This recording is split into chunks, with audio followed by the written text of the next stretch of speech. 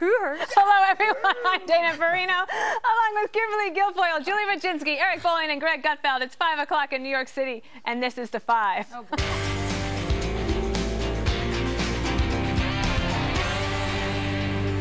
on the eve of his controversial address to Congress that put him at odds with the White House, the Prime Minister of Israel is seeking to downplay the notion of a personal dispute with President Obama.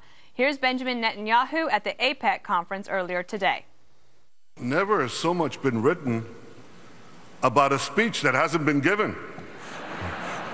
My speech is not intended to show any disrespect to President Obama or the esteemed office that he holds. I have great respect for both. The last thing that I would want is for Israel to become a partisan issue. Israel has always been a bipartisan issue. Israel should always remain a bipartisan issue. But the Prime Minister also said he won't remain silent over a deal with Iran that he says could threaten the very survival of his country. America lives in one of the world's safest neighborhoods. Israel lives in the world's most dangerous neighborhood. American leaders worry about the security of their country. Israeli leaders worry about the survival of their country. You know,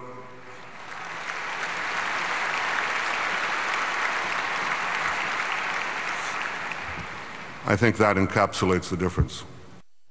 And let's talk about that first. So, Greg, on the substance of this, setting aside the politics leading up to it on both sides, the substance of this is that the Americans are been engaged with Iran. They're walking up to this deal. And there is extreme alarm, not only in Israel, but in many places, many people across this country who are alarmed that this is a very bad deal that now is going to allow Iran in the future to get a nuclear weapon.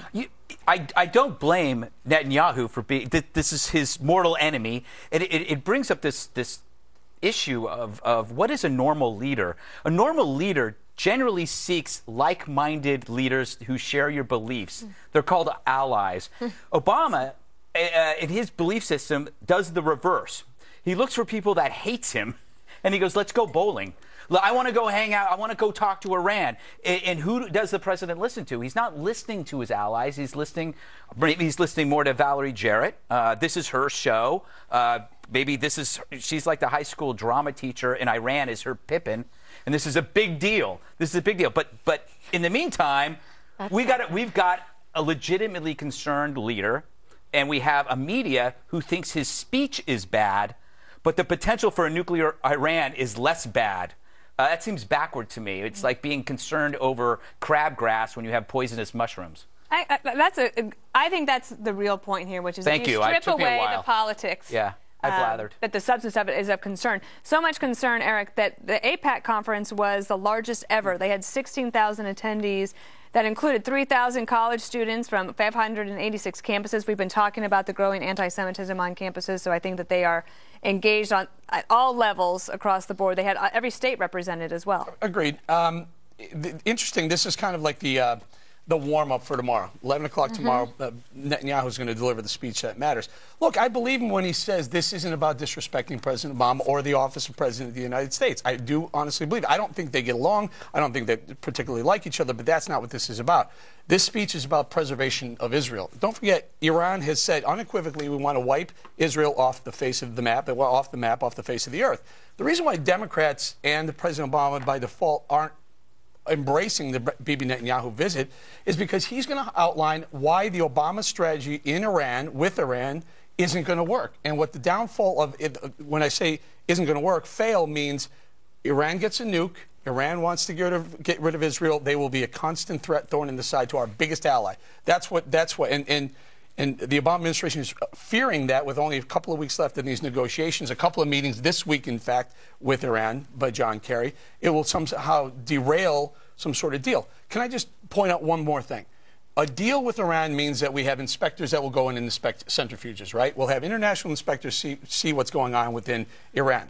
We've had that 2 different occasions. And both times when our inspectors or the international inspectors got close to finding highly enriched uranium, when they got close to it, they got thrown out of the country. And then the deals broke down and they had to start over. So why is this one going to be any different? Israel knows it. We know it. It's about time Obama administration figures it out. Charles Krauthammer wrote in his column on Friday, I don't have this, I'm going to read this because I didn't get it to the producers early enough, but he said, consider where we began. 6 UN Security Council resolutions demanding an end to Iranian enrichment. Consider what we are now offering. Kimberly, I want you to respond to this. An interim arrangement ending with a sunset clause that allows the mullahs a robust, industrial-strength, internationally sanctioned nuclear program. And he ends his column by saying, history will not be kind. I found that alarming. It is alarming, and I think he's very serious. He chose his words very carefully. And then when you also look today at the speech and the comments from Bibi Netanyahu, he is making it, I think, very clear that Israel will do whatever it takes to protect itself, and that it is imperative that all leaders of the world understand that Israel will not allow Iran to become nuclear. They cannot survive if they allow that to occur. Does the president get that? Does he understand the severity of the situation? I think a lot of people that are writing about it do, but it's left to be seen. Well, this morning, Julie, the UN ambassador Samantha Power was sent to AIPAC to sort of greet the crowd and sort of warm up the day, and she was kind of walking back the leaks that have been in the paper already. She was. You know, this should not be a partisan issue, and I have grave concerns about what this deal could potentially be for the safety and security of Israel and also for the safety and security of the region, because don't forget, if Iran goes nuclear, Saudi Arabia, Egypt, all the Sunni powers who don't want a Shia power getting the bomb will also go nuclear. So, you know, there are Democrats on this side of the aisle who adamantly disagree with Barack Obama. Bob Menendez being one, Chuck Schumer being another. So this, again, is not a partisan issue to me. Again, I have to ask the question, though, what's the alternative? Because the alternative is if we pull out of this negotiation, and I am deathly afraid that the president would rather have a deal on the table. At this point, he's so far gone with wanting a deal that it doesn't matter what kind of deal he's going to get. Right. My concern is, however, if, for example, we all of a sudden take our marbles and go home and say, forget it, no deal, we're out of here, what's going to end up happening? The Iranians are going to continue to spin the centrifuges. It's going to go on and on and on. And so there is one other alternative. We could bomb them. Of course. Of course, but here's the problem with that. Israel did that once. They did in 1981, of course. And it worked. Well, and it pushed them back 2 decades or 3 decades. It did. And maybe it's time to consider that again. It did. My only concern with bombing Iran is you're essentially first of all, my understanding is even the a lot of intelligence forces in Israel don't think that's going to be a good solution. But by the way, I'm not suggesting we just go out arbitrarily, hey, by the way, we're out of this deal and we're going to bomb you. I think you can slap those sanctions back on that we're working. Democrats even admit they were working. I was going to say there's a middle ground. I mean, it's not just no deal or bombing. The sanctions that we're working, tighten those up a little bit, and also not allow for the sunset clause. I think that was an Iranian demand that we should not agree. But we have till March. I think it's March 30th is the deadline to get to some sort of framework. And if that framework doesn't happen, then let's problem is, do you even trust them? You know, at this point, I mean, there are many intelligence reports suggesting that they have a parallel program developing nuclear enrichment, etc.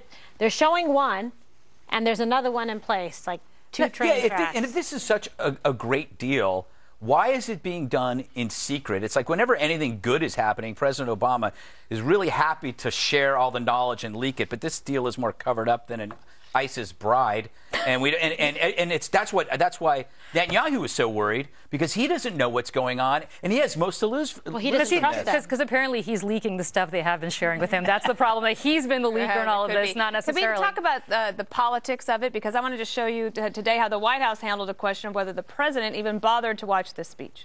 I wondered if the president had a chance to watch Prime Minister Netanyahu's speech to AIPAC, and if you all have a reaction. I don't believe that he did. The reaction here is that I think it was appropriately characterized in the remarks that were delivered by Ambassador Power. Will the president watch the speech tomorrow? I haven't looked at the president's schedule for tomorrow. I doubt that he will spend his whole time watching the speech. I don't get it. Why do you have to act like you're so disinterested because you're personally offended? I mean, the White House itself has turned this speech into the biggest international foreign policy event. I mean, even this morning in Savannah at the airport, people never look at the monitors, right? Everybody's on their phones. the Netanyahu speech came on. It was live. Everybody in the airport is watching it. They've turned this into the biggest event. It's like telling a date or somebody that likes you that you have plans when you really don't. It's like they're trying to be so aloof, but it's a philosophical and it's a generational difference. The patriotic defiance of Israel seems so old-fashioned to President Obama. It's like Steak Diane or rotary phones. It's like from another era, and you get the sense that any kind of authority reminds President Obama of something in his past that he doesn't like. He's raised by an ideology that favors the powerless over the powerful, even if the powerful is good and the powerless is evil. Yeah, well, makes no sense. Can I give one more alternative possible reason why I didn't watch it today, probably not going to watch it tomorrow? They don't want to take off Iran. They are so afraid of the Iranians going, wait a minute, why is the president paying attention to Netanyahu? That's a good point. You're right. That's who they care about. That we are more concerned about how that means they have the upper hand. The Iranians have the upper hand in these negotiations. Can I give you a third alternative or second alternative? As Dana could probably point out, the president doesn't really have time to sit around for an hour and a half and watch a speech. No, but seriously. Oh, my God. I'm sure, you guys, but seriously. He probably 30 minutes tomorrow to check out a world leader. They're the ones he'll get the top lines. I'm pretty sure he's going to know what's in the speech. It is this White House who sent Susan Rice, the National Security Advisor, out this weekend to say that Netanyahu's speech is destructive to the most important foreign policy relationship in the world. Yeah. I just find that hard to believe then that he wouldn't even bother to find out what he's going to say. And you know what I found? I'm so embarrassed for him. Shame on you, to the President of the United States, because you are too cool for school. I would flunk you out in the back row of the class. You are not prepared. Grow up. Stop being so petulant. There is too much at stake. I can't even believe he's acting so arrogant, and they're saying, oh, he's going to be too busy. He can't go ahead and watch the speech. Don't you think he's already seen the speech, though? Don't you think he's already seen it? Don't watch the speech. But don't have Josh Earnest tell us in the world, no, the president's not going to watch it. Just don't watch it if you don't want to see it. But pretend you're at least interested. Do you think it's possible that President Obama is just confused and he thinks that the phrase "Great Satan" is a compliment? I doubt it. But it might be, as opposed to your average Satan or good Satan. Iran always calls us the Great Satan. And it's a compliment. Israel's little Satan too, right? The problem is at this summer camp, the president is bunking with Iran and not with Israel. Since we have I think we have 1 minute left. I just want to ask about this one last thing, which is how the media has covered whether these certain Democrats, and there's a list of them, who have decided they're not going to go to the speech, that the White House has made the speech so important to the president that now they're putting them in a position of not going to the speech. So they'll have to tell their constituents, no, I didn't go to the Netanyahu speech because I was trying to protect Barack Obama. Yeah. I don't get craziness. Yeah, he will. Again, the speech is somehow more dangerous than Iran developing nukes. How did that happen? We live in like a funhouse mirror world. Wow. They should go. They should go because at the end of the day, he's representing our greatest ally in the region, if not the world. They should go despite the fact that they feel he disrespected the president. Even if he did disrespect the president, he's still the representative. And he made a speech today saying that he did not intend disrespect, that he has respect for the office and the president and the administration. And don't forget, it was the White House where there was a senior administration official that called Netanyahu a chicken. You know say what? it. Nope. Say it. Not saying it. Chicken poop. Wow. You said poop? You can say that word. No, you can't. You can't? No, you'll be in trouble. Okay. You really went out on an edge on the left there. All right, we're going to move on. The ISIS threat is ahead. Are we already in the middle of another world war? We're going to talk about that next. But before we go, tonight, right after this show, Kimberly and I are going to answer some of your questions on Facebook. So post them now on our page, facebook.com/5FNC. Back in a moment.